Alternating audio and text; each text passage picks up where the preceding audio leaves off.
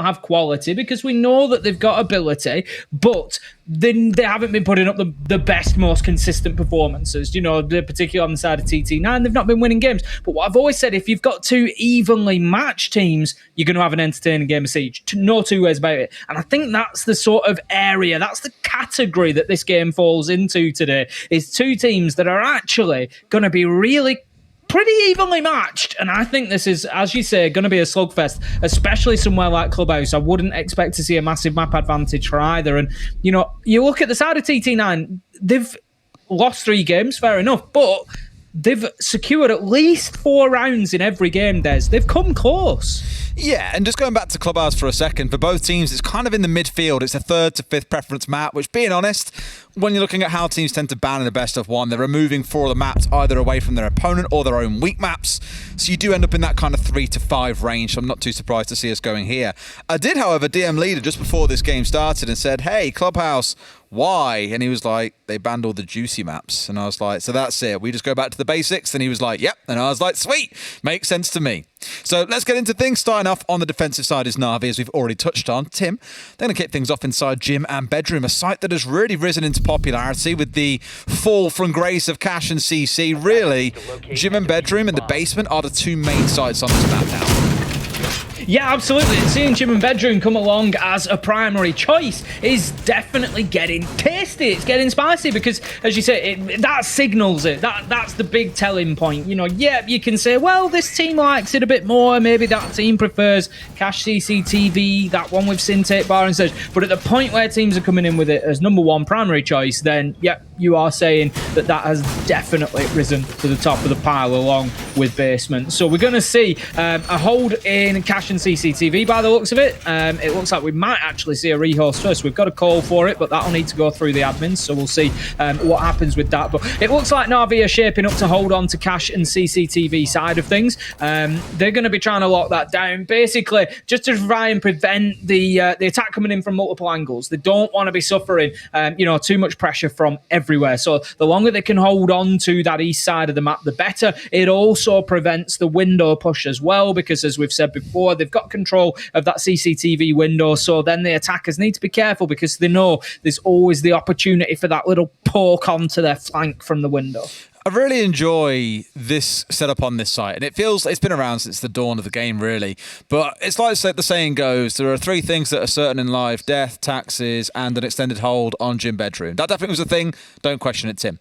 The reason for that being is that when new players come to watch the game, or new viewers, for example, sit down, and we get to talk through this kind of hold, it just makes sense. The areas of the map you're trying to extend into out towards Cash and CC, with the idea of protecting the window, which then protects onto the south balcony, you kind of then start to really appreciate the game of chess that sort of forms inside of Siege itself. And that game of chess sometimes can just be, well, ignore it all and just go straight in through Jacuzzi, Wolves style, but often teams will have to fight over that east extension first and foremost. Yeah, exactly that. You know, it's about burning. Ultimately, extensions are about just burning more time, giving more utility for attackers to get through, giving more manpower for them to get through, and ultimately giving you a secondary option to defend your site. And sometimes you'll even see teams go as far as playing completely in those extensions. You know, we'll comment on it. They've actually given site up. They're playing for the retake. It is a defensive strategy. Allow the attackers in, allow them to get that diffuser down with a specific plan in mind of how you can use those positions of power to be able to push back in and get that site control back. Get those kills that you need to disable that activated diffuser. It's sort of like letting the attackers play their final card and you're ready to pounce on it. You're ready to overturn it. But I don't think that'll be the case. They're not going to be giving sight up here, but the extension will stay firmly in place, I would expect, for at least half of the round. And always the inevitable question now that we're in stage 3 is, do we see vertical nade play? That was a big thing last stage. Teams bringing along 6, sometimes even 8 frag grenades has really dropped out the meta now, as only 4 operators have them on side, and you tend to see 1 or 2 of those banned away or just not picked at all. So we're in a spot where vertical nades aren't so present, but as far as I recall, I don't want to say it was last week, it could have been back in Playday 2, TT9 are one of the teams that were still making use of vertical nades quite aggressively, to the point that you were like, it felt like a team was really just trying to force them to work. But then on the other side, against their opponents, they also started using vertical nades. So I was like, oh, Vertical nades aren't dead, they're just fewer in number and so have to be used much more effectively. So you could even see a little bit of play around bar downstairs coming through to put the focus on those vertical nades heading skyward.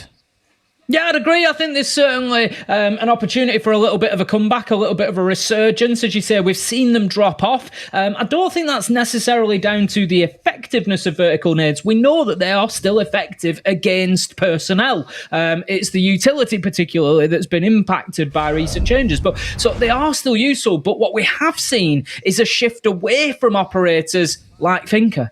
Maverick lost the nades. You know, there's fewer nades, and I know Maverick is banned out here, but the point I'm making is there's fewer nades available across the popular operators. So therefore, we've got fewer nades in the lineup. The nades that are there are maybe needed for other things. You know, prior, like you said, as you might have had 6, you might have had 8 nades. So yeah, you can come and you can try 4 vertical kills. If it doesn't work out, it doesn't matter because you've still got 2 or 4 nades to blow up the deployable shield, to take out the bulletproof camera, to deal with that utility inside a site that you need to. When you're coming along with only a small number of nades on the attacking side, you need them for that utility, so you don't have that luxury anymore of being able to give the vertical nades a try. It makes it more difficult. So they are still absolutely possible. I got a beauty. I'm not to toot my own horn, Des, but I got a beauty on Oregon the other day inside a ranked. It's not a big thing, Des. It's not a big thing. But it was an absolute beauty onto an army inside of dorms, just from inside of a security room. So it's definitely still possible. But I think it's more down to the change in operator lineups that we're seeing and the reduction of overall nades. They now have more value on site than being able to just chance your arm, roll your dice, and see if you get a kill. It's exactly what I was going to say. Oh, look at this. Oh, I love this. I love this. I love it. It's like little leapfrogs. Who's going jumping down first? They're going to smash their way through and just try and hit the site because as far as they're aware, there's a big focus on the other side, but 3 are in. Team kills galore, potentially. No! They find 2 kills. They lose 1 in the process, but they've got sight, and Navi are nowhere to be seen. That nade that we were speaking about being used more to protect the backside there stops someone pushing in through construction, but the diffuser is down inside of office, Tim. They've got to recover that. For now, they'd rather hold the angles and wait for Navi to come pushing back through, of which they are starting to do. Skiddy's in a spot to be able to fight for the diffuser, sees a man and finishes him off, and suddenly things aren't looking so good for TT9. No, absolutely not, because as soon as Navi knew that diffuser was there, you saw that collapse back onto site, just stopped. Kayak, he manages to find that kill onto a mission, so all of a sudden, from a position of power, Exodus is now fighting from behind. He's going to try to take the man in logistics. Absolutely not, says Skiddy. He closes him down, and, you know, hats off to TT9 for taking the chance, for, you know, risking it. We love to see those players. That's what entertainment is about, but unfortunately, it was always going to be difficult. As soon as Navi knew that diffuser was down in logistics, that was pretty much round over, because as you saw, they were collapsing back to site, and as soon as they see that, that's the punctuation mark. Slow down. We don't need sight. We've got the diffuser. Just that tiny little bit of miscommunication, effectively, right? The team kill came through, and honestly surprised there weren't a couple more. I was going to say they were lucky there was only one.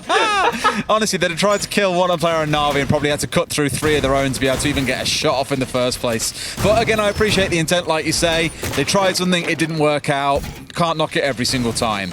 Now we go down to that secondary site that I mentioned, of basement being one of the 2 main sites. Then it's not so much guesswork. You can go and look back at what teams have done historically, but that's when you have that hard choice between bar and stage, a site that a few teams have employed and ran pretty well, or potentially cash and CC, which many teams fear defending these days because of how easy it is to attack. Exactly that. You know, we see that east wall opened up in double quick time, especially with Thatcher on the board. Interestingly, for those at home, keep your eye on that. Nico has played Thatcher in both rounds so far. It's always an interesting one to watch out for when he's not banned. His ban rate is so high. It's, you know, fascinating to watch his pick rate when available, and so far he's on 100%, and for good reason. We've got the EMP impact nades, we know that, but they have to be very specifically used. The radius of effect is quite small. you've got to know where the gadget is. If it's, you know, something Kaid's banned out, but if it's an electrical, if it's a mute jammer, you've got to be aware of just where it is so you can land that impact in the right spot. Thatcher, he doesn't have those problems. We see the mute jammer there just stopping the Gemini decoy from coming into Cash, and that is going to help Navi stay in position on top floor. Let's not forget they're defending basement here, so this is a nice 3-floor roam from Navi. They're going to burn as much time as they can. Oddly enough, these are the kind of moments when you look at... I'll tell you, this is too easy. Tev finds one for himself, but I was going to say, oh no, Tev! You can't do him like that. Diffuser's down once again. But I was going to say, these are the kind of spots where attacking teams sometimes go, well, they've got 2 or 3 players off site here. Let's just go and smash site here, going through dirt, drop down through blue. But they've chose to go and fight the roamers, and you can see why roaming on this map is so rewarding. Exodus sadly taking out his own drone there on the way through is going to have to make use of the decoy to get some information. Kayak looking to challenge around bar, but Navi, for the most part, have torn TT9 asunder. 3 down inside 90 seconds, essentially still full control of the map. It's not looking good for the Bears. No, absolutely not. They've got so much work to do here. Navi can just start slowly retiring back to site. They don't even need to take risks in doing so. If they come up against one of those TT9 players, they just hit the pause button. They just wait where they are. They burn out a little bit more time. As it stands, I think all 5 have now got themselves back down. I can see 4. No, I was just going to ask this question. Where is number 5? Because Navi have still got a man above bar. And if TT9 don't recognise that, Des, it is going to be over for them. All right, well, they've got themselves some sort of control down main stairs, but the problem is there's going to be 2 or 3 players looking to challenge you down every single angle.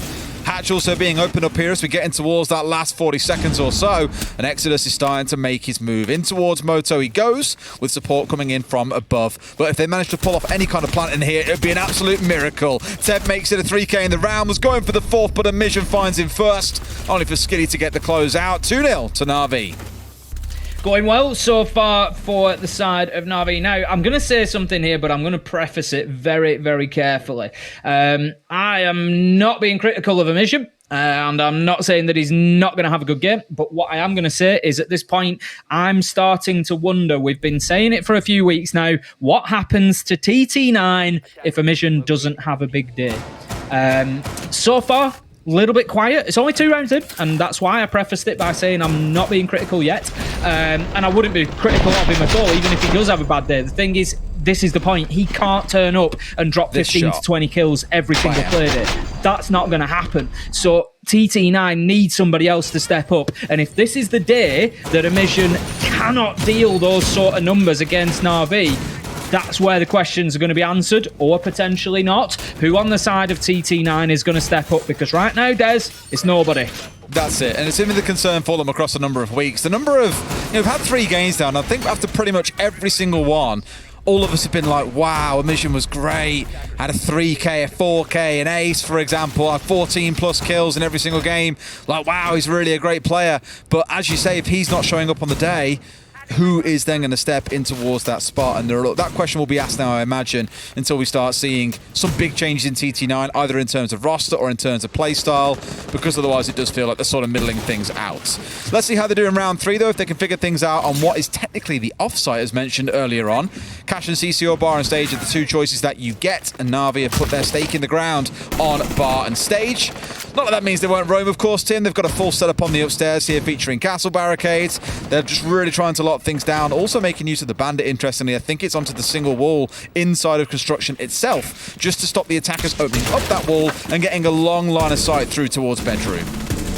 Yeah, I think bar and stage is a good choice for Navi here. You know, we've just seen them have a great performance up on the top floor. Absolutely decimated TT9 as they tried to cut their own game out. So now they're doing essentially the same thing. They're not doing it over on garage and CCTV side. It's going to be more on bedroom and construction side, but they want to achieve the same thing. They want to keep top floor away from TT9. And, you know, I can absolutely understand why they've said, let's just double down. Let's rinse and repeat. Let's try and do the same thing. If they defend CCTV cache, it becomes a little bit of a different ball game, and they can't play it in quite the same way. So for the time being, Navi holding on pretty well, but better progress from TT9 than we've seen in previous rounds. They've managed to push Navi back out of construction, which is one of the key areas here that they need to deal with. Step 1 is complete effectively. They need to keep pushing on across top floor now, but Skitty isn't going to make it easy, as that man I picked up on at the beginning of the round as a mission finds himself off the board. Does he fancy this? How much does he fancy it? Skitty went for it for a second there, but not quite managing to finish Exodus off.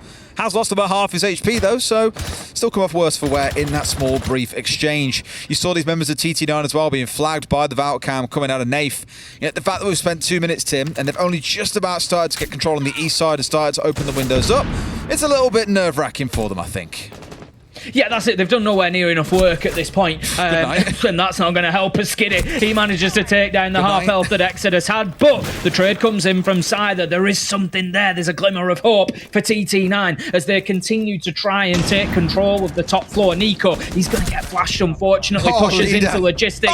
Leader gets 1, Leader gets 2, and leads the way in round 3 as he helps push Navi towards another round win. Scyther, he moves in, but he's just trying to clear out the top floor now, cut down by Nath, and that is going to be round 3 for Navi and a clean sweep of defensive sites. The thing is, in the first round, maybe I would have looked at it, and even the second and been like, all right, look, you've seen TT9 try some mad stuff. They've tried a full clear, for example. They've tried this 4-man drop and it hasn't worked out. I think in round 3 there, you've just really started to see the difference as well. Navi are looking so confident, Tim, so brave and willing to take these gunfights. You know, Skitty spent the entire round staring at a window, waiting for someone to appear so he could take a gunfight. Whereas normally on most teams, you'd see, for example, someone tucking behind the weights, or they'd hang around inside a jacuzzi corridor and try and not expose themselves to windows. But Navi are actively looking to go for gunfights, and sometimes, sure, it's going to cost them. You saw Skitty die at the longer angle to Scyther, for example, when he got the kill all the way through from Cash, all the way down to bedroom, straight through in towards Jim. So there will come a point where they get punished by that, and no doubt maybe we will lose a round or 2 in this game as a result. But at least for now, the aggression they're showing and how they're giving nothing to TT9 for free is really good aggressive siege. Let's see if it continues there, shall we? Round number 4 is underway. We're heading into the action phase. Teb is underneath, along with Nath. Goyo and Echo. Nath's going to head himself back upstairs. I'm just interested to see what Teb does. He's going to head all the way down. The reason I'm particularly interested in him on the Goyo, he has Nitro in hand. If you're newer to watching Siege, have a look at Siege. Look over to the right-hand side. Teb up at the top, his player card. Just underneath where you've got that beautiful picture of Goyo, you're going to see the utility that he's carrying with him. And that is the Nitro cell, little icon there. So that can be thrown onto those destructible floors, ceilings particularly. So if he can creep his way up into bar later in the round, and the TT9 players on that upper floor above him, could be an easy cheap kill, could be a double kill, could be even more catastrophic. Something that TT9 need to be very, very aware of. And I don't feel like their drone game has been the best so far, Des. It's a very limited use of reinforcements, it feels, for the most part on this side of the map, where normally you'd see a full-on lockdown over here from the defenders, right? Committing very little themselves out towards the site itself. Whereas it feels here some have been held onto and potentially even used on downstairs. 1, 2, 3, 4, 5. Yeah, I thought maybe we would have seen a bit more reinforcements out towards the east, but no, it does mean that it's quite easy to move through for TT9 for the most part here. No Bandit on side this time round from Leader also means that opening up that exact long angle where Skitty died to Scyther in the previous round is much easier and quicker. But you get a real strange sense of deja vu here, essentially, Tim, where, again, there's a lot of focus to do inside about a minute and a half or so. Just got themselves on that east side, have started to get some control, but now the denial game will begin. Exactly that. Kite's got another impact in pocket, so they need to be very careful here. By the way, they've got no Selmas, nothing. They've got no Selmas left. This is their one chance to get logistics wall open. WTG, he's going to try and place that lower down the wall to keep it safe, but she's going to take a little bit of manipulation of that soft surface in front to try and get it done. We tested there this. We go. Yeah, the nesting absolutely does not work. No, it doesn't. putting it lower down the wall can do sometimes. However, Kayak's throw is good, and he gets his splash radius right, takes off the exothermic, and that is logistics. I tell you what, this is horrific, because you need to have some kind of control inside Logi. Like, whether or not they send someone up on the roof and have them drop in, that's probably the best next alternative they've got. But this makes it so risky to attack into. They have found a kill and are starting to looking for a plant here, mind you. A skill kill goes back the other way, but they're in behind the bed because there's no one inside a gym as the C4 comes through. That's the kind of play you're looking through, as Kayak is still trying to take the challenge. Scyther stepping over the body of his dead comrade, stepping here for a plant as well. WTG on the swing finds one down as well, makes it a second. It looks like TT9 may have just about done enough. I said they might find a round or two on the way through, but now in a 2 versus 3 for Navi, this is looking dicey. Certainly is. That's Ted needing to cut his man down there. Needs to level that up at 2 versus 2, but can't. WTG and Exodus managed to close out the round in the post plant. It's well played from them. It was interesting to see Teb hit that nitro. I picked up on him in the early round, and the reason I pick up on it again, was it round winning? Not this time. However, it just shows us that TT9 are not dealing with the entire map. They're not using the drones, they're not picking up on Teb, and they're not preventing him coming back and hurting them like that.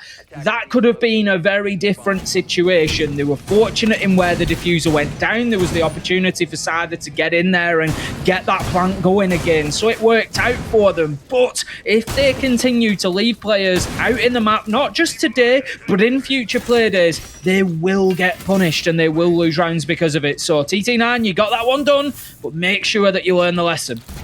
Alrighty, let's see how things go back down in the basement here. I think for TT9, despite being at what felt like a massive, if not catastrophic, deficit in terms of not having control of Logi, to be able to pull that off still was quite impressive. But they did enough and showed again the importance of that south balcony, and therefore why a roam out towards Cash and CC, or the extended hold, is so important for the defenders. Now, last time around we were on this site, we had a lot of aggressive roaming all around the map. Navi had 2-3 players hanging up around Cash CC, for example. Here, they've got out of dodge pretty damn quick. We're looking to find a couple of drones. They've only managed to take out one, but now most of them have dropped back down towards site. One on main stairs, which I imagine means we still... In fact, no, I can see him inside of dirt. That's all 5 players back on site incredibly quickly. 30 seconds into round 5, we've already got the east breach opened up, so that's going to allow that top floor clearance to begin. One goes into construction as well, as Nico tries to move in. But as you say, this is the thing. It's smart play from Navi, Des, because they're dining out on the success of previous rounds here, is the way that I would see it. This is a free meal for them. You know, they've just burnt a minute for absolutely nothing. And it's because they hurt TT9 so badly from this top floor previously that they have no choice this time but to come in and make sure 100% that everything is clear. Yeah, I'm looking at it and thinking, you know, everyone back on site after 20 seconds or so feels a little bit odd. I think the main reason why they've done it is because they didn't bring the mute this time around. They've changed up a couple of things. For example, the Maestro's on side for this site this time around. I don't think they had smoke. Last time they were very much committed to this roam strat, whereas they're very concerned that if they go and sit upstairs, for example, with nothing to stop drones raining in on them, they will get caught in pinches and finished off. So instead they're trying to play a much more defensive style with these C4s, trying to play denial potentially onto the exothermics, of which one, well, both have now been used. So I'm looking at those impacts now in the back pockets of Teb and Kayak and thinking, Emission, you ain't getting kitchen hatch open, buddy. It's staying closed. Yep, more than likely. 3 Selmas, so it can get done, but as you say, they're going to have to deal with those players underneath. If they open up enough of the soft floor above them, which they're now doing with those soft breach charges, they might actually get away with this, because it'll just make it too perilous for anybody to go and stand under there. That's exactly what they're doing. You can see now Emission just watching that angle. One Selma goes off, there's the second. Well played, TT9. Yeah, really good making use of the verticals there to deny Navi the chance. So those impacts that are now left in back pocket, really not that of any use, because all of the exothermics have been used, all the Selmas have been used, bar one, but they've got open what they needed to get opened up. I don't know if they were expecting a main stairs opening in towards the church wall, and that was going to be the point of focus, but for now, TT9 have been left to sort of get on with their own devices, but it does lead us down to about 35 seconds left. Exodus coming down, a swing comes in from Skiddy, but the trades back and forth are ludicrous. A 3v2 for Navi, as one more inside of sight, as Nath just catches Emission's head on the drop through with the silenced out rifle. One left standing, it's WTG, who found 4 kills in the last round, but nothing since. Will this become a second round where he finds any kills? You'll find out in just a few seconds, as he's still trying to find a kill or 2. Looks left in, he'll find one for free. 1v1. Can he find out? Tebu sat at the very, very back here. He hits the deck. He's got about 8 seconds to play with. He's going to try try and make a plant work out, which means Teb has got to move. I don't think he knows that he's planting here, Tim. This suddenly starts looking very, very precarious. Teb's going to step on through. WTG in a fantastic position. All he's got to do is just sit and wait. Let him come for you. Let the Alder do the talking. Let him know where you are and get the swing. WTG, a fantastic 1v2. Fantastic play. Absolutely beautiful from WTG. Really used his smarts there, got himself into blue, finds that first kill, and then took the perfect opportunity to put the diffuser down. He knew where the player was. He knew that they were over at bar. Now, whether there were some drones in there maybe to support him, so he knew if he was going to be pushed or not, I don't know. But regardless, he's going to hear Maestro coming from an absolute mile off. He's a chunky boy, Des. He makes a lot of noise, especially if he's on the run. And that's what made that 1v1 definitely winnable for him. He's got a very noisy gun in the Alder. Every step he takes, you're going to be hearing it. And WTG used everything to his advantage there. Really well played. And TT9, they are rising from the ashes at the minute. 3 rounds in, they looked done. They look cooked. And right now, they're looking like it might have actually just been cooked to perfection. They've got themselves 2 rounds. They might just tie this up at the half. What I'm really enjoying is WTG was a player that back on the old roster, back when he was on Virtus Pro, obviously now currently known as Outsiders, he was the only player in a game they had on Cafe where it was attackers could win nothing. He was playing things like a banner, yet was the go-to player who would run at White Corridor, for example, find a couple of kills and really open the round up. And he's not really a player we think of when we think of great support players in Europe, for example. I wouldn't ever go as far as saying he's like up there competing with the likes of Shepard, of Primetime Breeday, people who play that sort of role.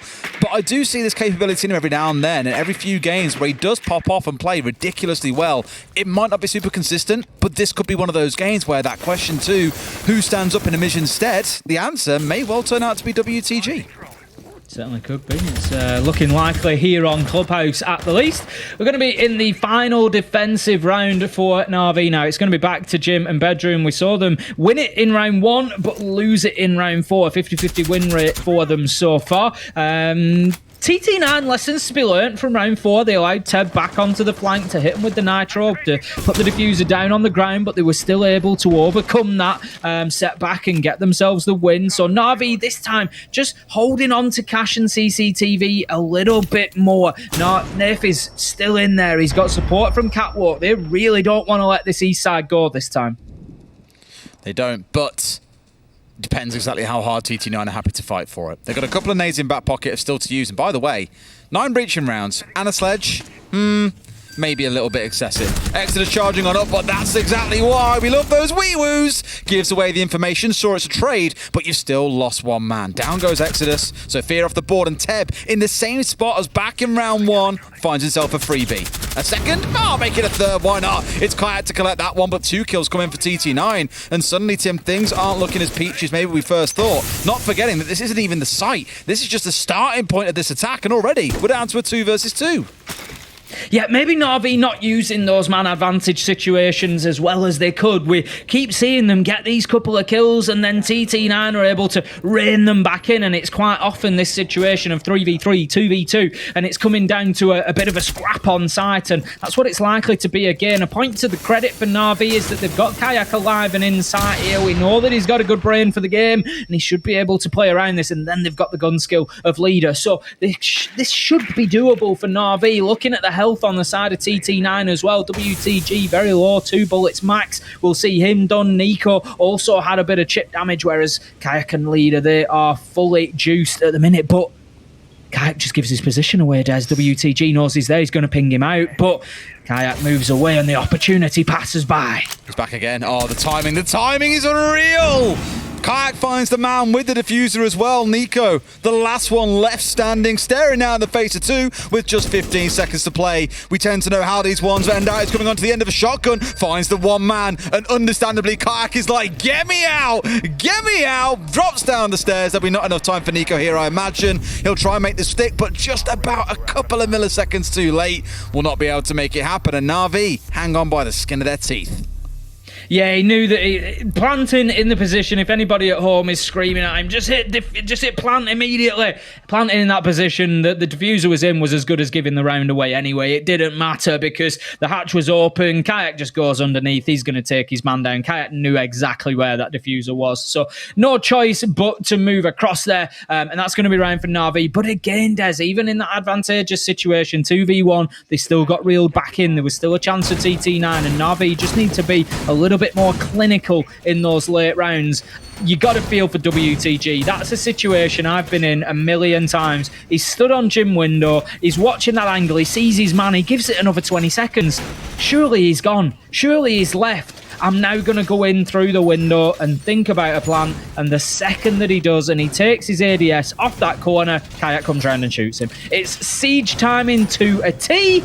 And I feel for WTG. It is one of those. You sit and watch that angle for the longest time, then make your move, and yep, that's when the swing comes through. Absolutely brilliant and wonderfully frustrating. We're going to start things off on this second half here for TT9 on the defensive side. Going to the site that shall not be named, the one that we referenced earlier on that many teams are now preferring to avoid, instead opting to go into the basement or over to gym. Instead here, no, we're going instead in towards Cash and CC.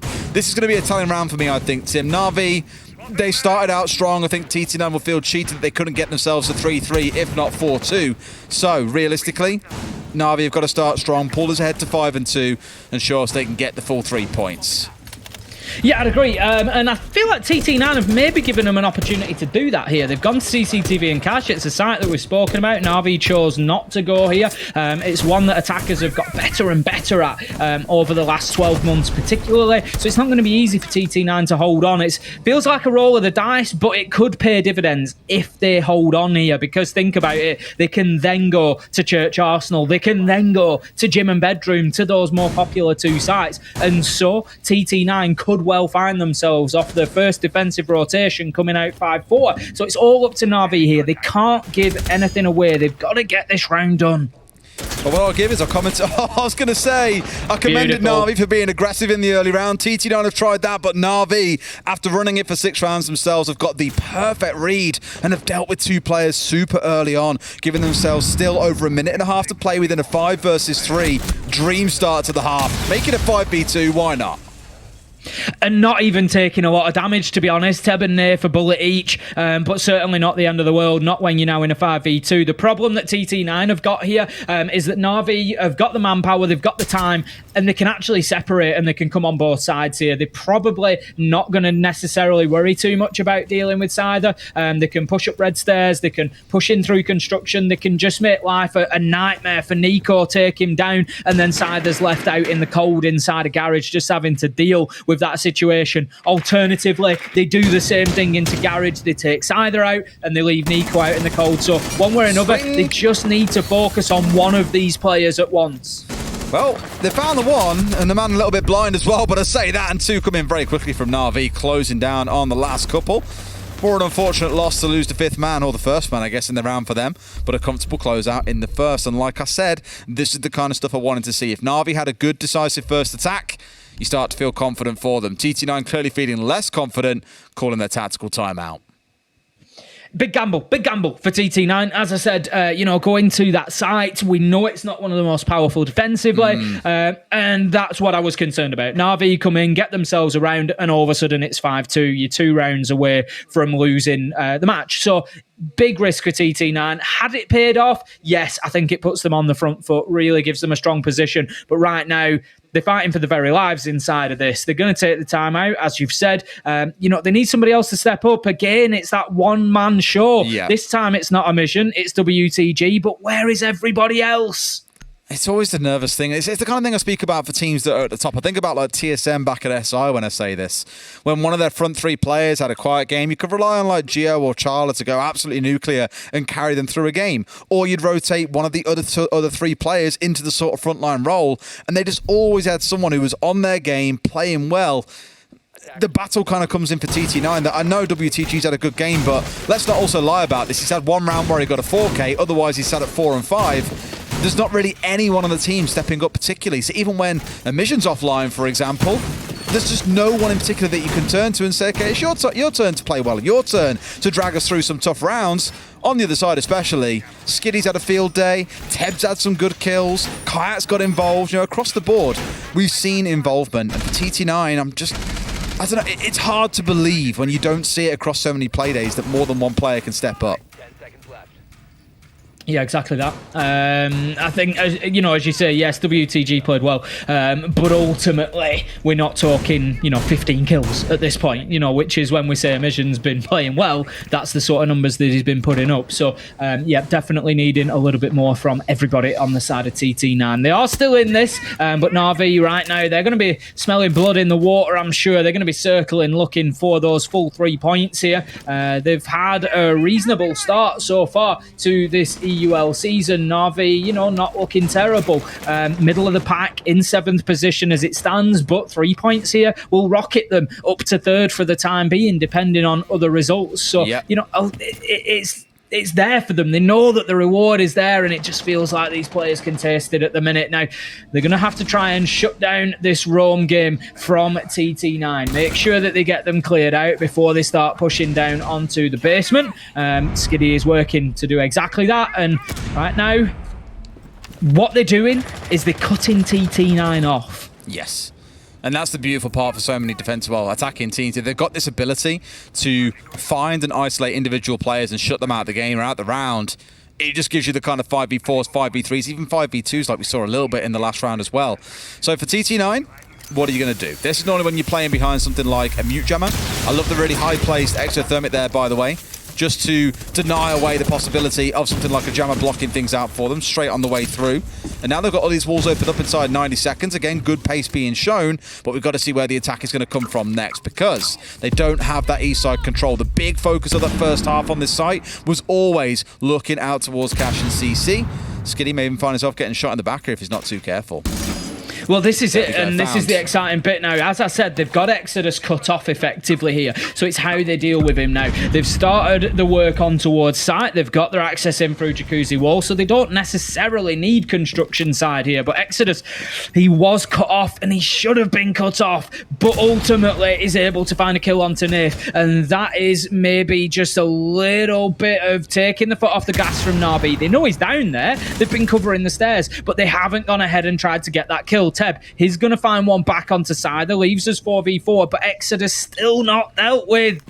This is the issue. They know he's here, though, because they've drawn him out earlier on, so they know he's dancing around downstairs. At this point, it is a conscious choice to ignore him and say, look, boys, we can't go chasing down to the depths to find this one man that's roaming around. Let's go and hit site whilst he's distracted elsewhere. And by the looks of it, they're ready to march inside a site here, Tim. I don't think TT9 are fully aware. They've actually stepped inside the room itself. They get the long-range shots off, but can't quite find the man. Exodus now rejoining them after coming up red stairs. They're in a spot to fight, but Navi still have the numbers advantage as the plant was going down, but they've peeled away and want to relocate. Kayak tucking himself inside a bedroom corner. They know where Exodus is. They've got the one cover on him. Last man inside a construction. Teb with the shutdown. Navi with another well-coordinated round are one away from taking all 3 points.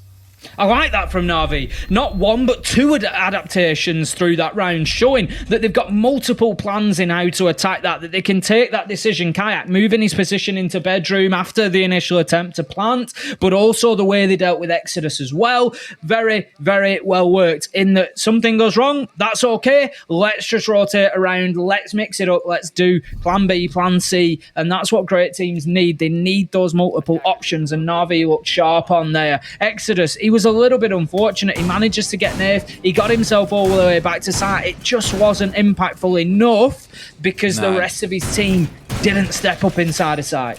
That's it. And really, as the rounds have worn on, we've seen them getting a little bit tighter between the two teams. The first 4 rounds or so, we still have like 1 or 2 players going down on the winning side.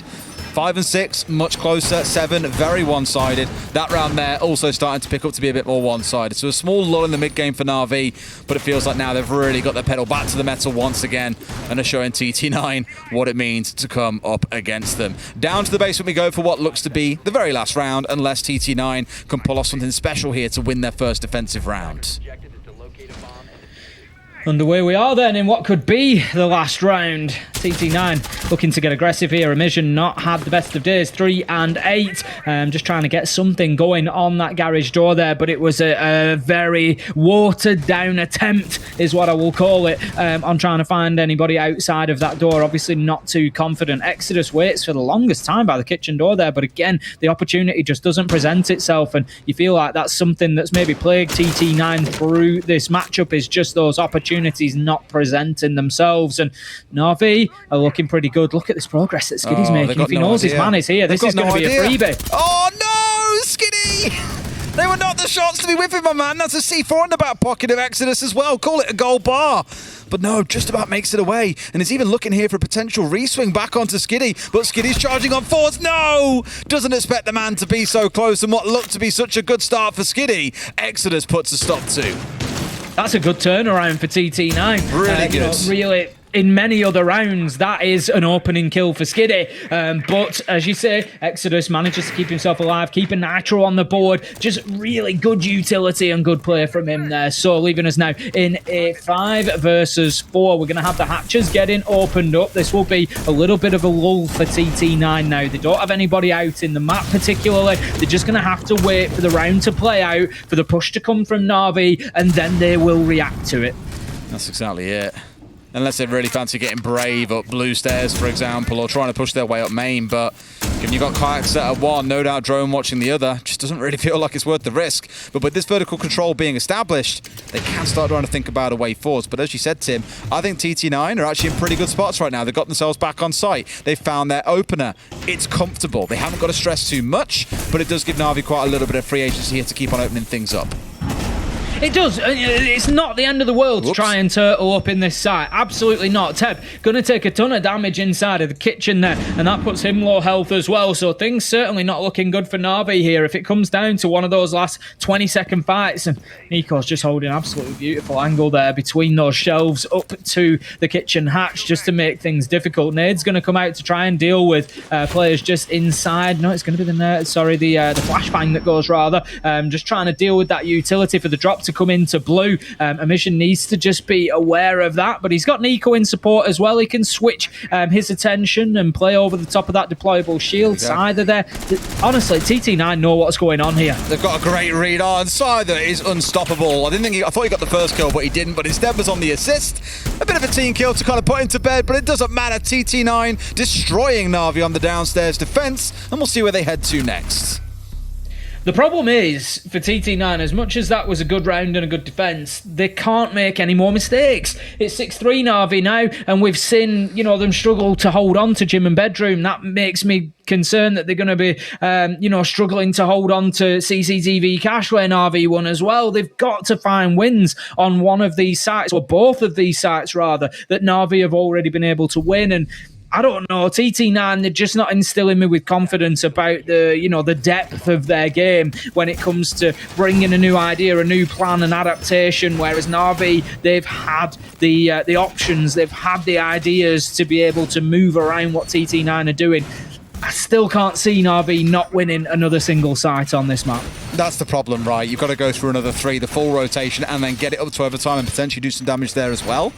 Navi have got a lot of time and options here to pick from. One of them apparently turning into Kayak being on the Monty. Not something we already gambled on us seeing in this game, but we are going to see it for this site.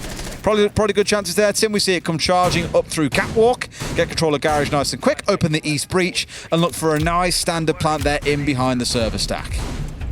Yeah, I mean, they did struggle to deal with Scyther on the Garage Catwalk last time around. He was one of the players that they were very tentative about pushing. They got the kill at the end of things, not a problem, but it was certainly one of the positions that they didn't have an immediate answer to. So, as you say, definite potential for seeing Kayak going through there. He's going to open up the lower garage wall with the hard breach charge, so just using the Monty the utility of the Monty there to give that advantage. Emission is in a position here to prevent Kayak from being able to just push up those stairs, so needs to be dealt with.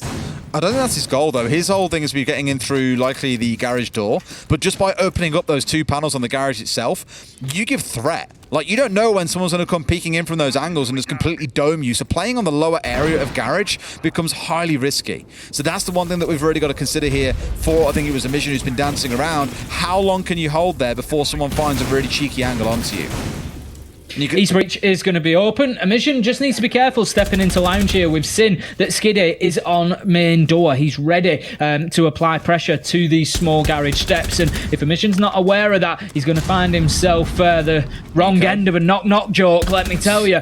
He's going to be trying to challenge onto blue window at the top of Adam as well. And it's not looking good right now. Nico is down inside a site. I'm not sure exactly how that's come about. I think it's likely to be a nade that's been thrown. There you go. The follow-up comes in from Teb, finds his kill. Skiddy not able to lock down Emission, and that was the battle that I said was important for Emission to pick up. I mean, I talked so much about Skiddy when he was like 13 and 4. He was destroying everyone. The last couple of shots in the Nook been a bit questionable. 2 kills flying back on the other way as Teb takes a bit of damage across bar as well. And this is what I mentioned, you know, the angles that were opened up by Navi look to maybe try and restrict TT9, but they've started to show their fangs now and bite back. 1 minute left to go, so Navi, for me, just need to take a breather here. They don't want to get carried away. They've got the Monty. That is a big play. But Kayak, he's got himself in a bad position here. Look, Emission's in bottom garage. There you go. It's as easy as that. And that's why I said Emission had to be cleared out from that position before they could push on to the rafters. It was not an option because all he's going to do is run behind you and get the kill. Exodus finds Teb, and it's now all up to leader. 40 seconds left to go. He's got the time in his pocket, but he's got 4 kills to find. It's not going to be easy. They know exactly where he's coming into. I guarantee they've heard him coming to stop there. Exodus runs down and gets the kill. Well played from TT9. Navi just clutching at straws a little bit towards the end of that round. Yeah, absolutely agree, yeah. And I think really, I'm kind of surprised you haven't seen it already, but a tactical timeout for Navi feels like the right time to have it now. You've had a couple of rounds where you've seen that momentum building back up for TT9, and there it is. Navi have just kind of crumbled a little bit on the ideas. In that round there, it was kind of, okay, solo swing this guy, Kayak go and push up here by yourself. They just feel a little bit short on ideas. So I think taking this 60 seconds or so to have a conversation, they know what site they're going into. It's likely going to be Gym and Bedroom, I think it is, we step into next as part of the rotation. They can plan for that. They can say, right, boys, how are we going to crack this now before we get ourselves going to overtime? Because at that point, it feels like the mental is gone. Yeah, this is surely the site for Navi. We saw them have, a great round. They got Jacuzzi wall open. Kayak was planting. Jamie rotated to plant bedroom. That tells you how much coverage they had, how much they, had site locked down, that he was able to move from one extreme side of the site to the other to be able to put that diffuser down. It's, that tells you everything you need to know, that he had so much freedom. So this was a good attacking site for Navi. What I would like to see is them deal with Exodus a little bit more directly. Should he or somebody else be playing in that basement position? They gave him too much opportunity to come back up, get the kill onto Nath as it was, who went down on the Lion. They need to prevent that from happening. If he's down there, get down there in numbers and get him taken off the board. Alrighty, let's see how this plays out then. Let's see if that tactical timeout was enough for Navi to recover things here and get back on board, or if TT9 have got ideas of their own. I'm looking in towards things like the Bandit that we saw Leader playing back in the first half. I'm seeing the Castle on side once again, so really looks to be a bit of a shutdown for TT9, just trying to control large areas of the map. Think you'll see that extended hold coming into play, and this actually, truthfully, is more what I expected to see. The amount of reinforcements they've actually used out towards the east side here, locking up both of the double walls between sites and the 2 walls that go out on towards the platform, makes it a little bit harder for Navi. They have to invest more time, more of their hard breach gadgets, for example, to get through those walls. So TT9 should fight for it a little more aggressively than maybe Navi did. Exodus is downstairs once again. He's just in showers at the minute by the looks of things, in the bathroom area, sorry, near kitchen. He's going to be just skulking around and lurking. Like I say, Navi need to recognise that and go in and deal with him, or they need to go very route 1 to site. Dealing with trying to play in that mid-floor, that's where the danger is going to come. If they want to play mid-floor, fine, but they need to make sure that they've dealt with him. Nico, he's going to be at the top of red stairs, trying to hold on to the breach, keep them out of it. He doesn't have a lot of utility on his side necessarily, though, which could be a little bit of an issue for him. He's the one eye. He can keep the throwables away from himself, but doesn't have deployable shield and doesn't have other items that you might expect. This pressure's going to mount on this position very, very quickly. Teb's just waiting. Oh, sees the swing there. You got to be careful if you stay in that angle. You know, they'll just re-swing you again, hopefully take your head off in the process. But again, TT9 really committing towards this east side hold. 3 players, 1 inside of construction with support, but Teb catches a mission on his way back out. 5 and 9 for him this game. It's not been the kind of performance we've gotten used to from a Vision. And now Navi can start getting to work. Exothermic on the ground. Oh, that is really interesting. The whole goal here to obviously get the nice feet angles open up so no one can play inside comfortably. You can get the long angles into construction. That denial coming out is a really spicy commitment towards getting rid of one of those exothermics. Certainly is. We've still got the man underneath. Don't forget about Exodus. He hasn't been cleared out as of yet. Navi are playing that Route 1, as I suggested. They're not playing in the mid-floor, so it might not be the end of the world for them, but they just need to be aware. Exodus does have impact nades in pocket. It won't necessarily be enough to stop a plant like a Nitro would, but it can open up a hole that he can shoot through, and it is going to force any planter to move. What's WTG doing here, Des? He's looking for a run out. He's thinking about getting himself out of strip. He knows that they're on Jacuzzi wall. I don't think they're going to be prepared for this. Ooh, he thinks better of it for the moment. If the impact goes at range, what did he just use it for? I thought he might be trying something really crazy to make use of the impact nade to try and arc it over and destroy the last exothermic to keep the wall closed out. And maybe he did. He did use the impact, but didn't find anything with it. If he got away with it, though, that would have been something else.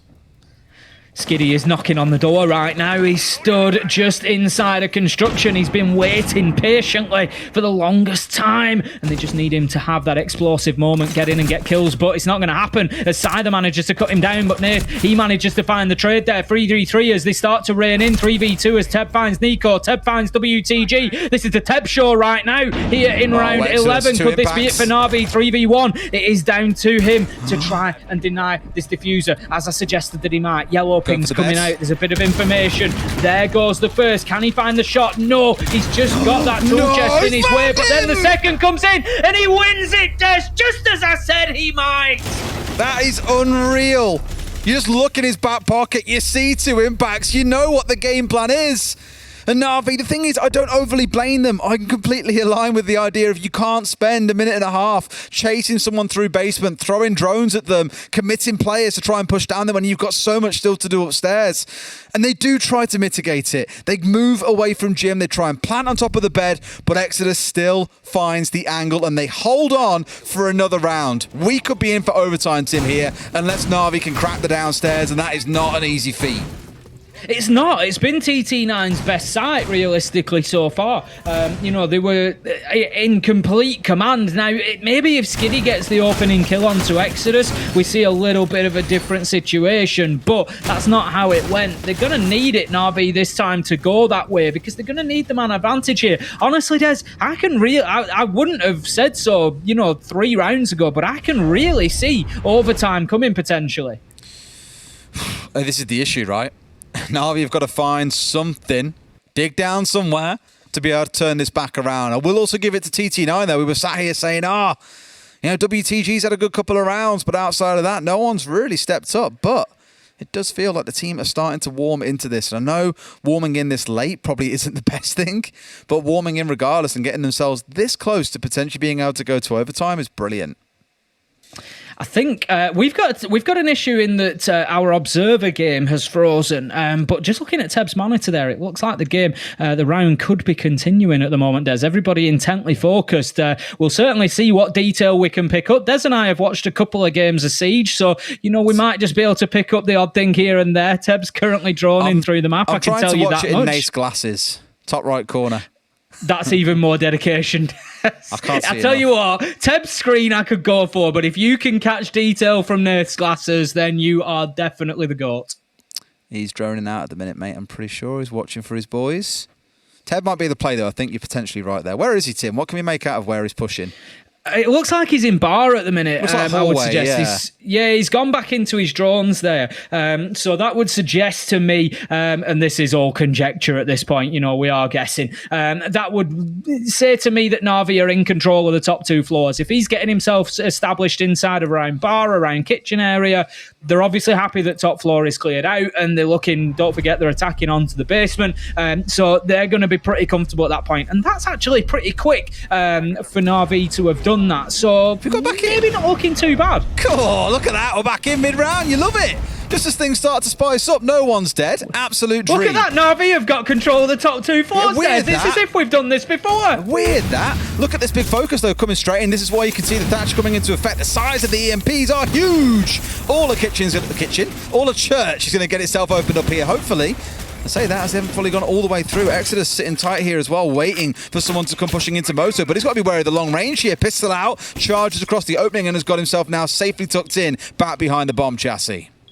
Now, I love this from a viewer perspective. From our perspective, we really don't see Church Wall opened all that often anymore. A lot of the executes we see come through Kitchen Hatch or come through Blue. It is rare, and there was a point in time where the triple wall was the absolute focus all the time. Not the case anymore, so let's see if Navi can make this work now then. Skiddy tries to sneak his way down Blue stairs, but the wee woo gives him away, and he doesn't find his man, but Kayak does. Oh boy. Ted finds WTG. Navi have got the advantage, Des. They've got themselves inside a site. They could get a diffuser plant down here. Kayak's going to go for it. Skiddy with an important kill, but Cider, he manages to find one. Nico as well. 14 seconds left to go, and that is the plant confirmed. 2v3 now, but TT9, they've done this before. It's the West versus East retake is the issue, Tim. Yes, there is a couple of players dug in on the downstairs that TT9 need to push, but Nico and Cider are both pretty low HP. Any step in for a challenge means they get swung from the other side. It's not feeling good to be them right now as we get towards the last 15 seconds or so. Cider, the last one left standing, can do nothing about this. Navi will be able to take it 7-5, and TT9 will feel a little bit robbed, but when it mattered most, Navi stood up. They take all 3 points. It's really tough for TT9 because I commented coming into this game, they've now lost 4, but they've had at least 4 rounds in every single game. In 3 of them, they've had 5. They've gone as far as they can without getting overtime. But that said, congratulations to Navi on what was not an easy win come the end of things. They had to dig deep there and they got the job done. 3 points, and I believe off some quick maths, that should put them up into about 3rd place, I think. Yeah, the indicator in our top right corner of the screen was saying 3rd throughout most of the game if they win that one. So yes, they get there for now, but still may find themselves falling down towards, say, 7th place by the end of the evening. But overall, a really good and competitive game for what started out as a bit of a domination stand by Navi. TT9 did fight back in. They've shown other players can perform, but it's still not enough to get that win on the board, Tim. No, but this is what we expected coming in. I said you've got 2 teams playing at a fairly similar level, and it was always going to be entertainment. Entertainment went up to 11. I really enjoyed that game. It was great to see Navi get the win, but I'd have been equally happy for TT9 after their comeback. You know, a great start to the night. 68-75 rounds on Playday 3. Could this be the start Playday 4 needs to have a repeat of that? We'll find out after a short break. Back with you.